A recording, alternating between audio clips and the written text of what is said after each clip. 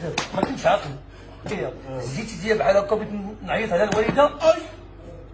وتقول لي امي ما يمكنش انا باش يلاه بغيت نهضر مع امي المشكل قالت لي علاش ما هزيتي السطل فين دازت انا السطل من الكوزينه اش وقع ليا قالت لي جيب السطل تهزيتيها للفوق بغات تدري معايا انا صغري ما تناكلش كسكسو داير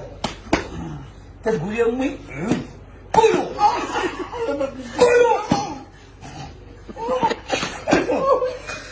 انا علاش ما داربيش ناكلو حيت فاش تنجي من الجامع تاكل بصريه ديك البصريه اللي سخونه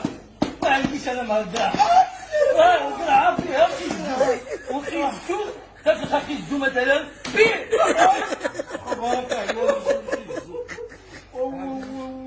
مشكل ديال السويده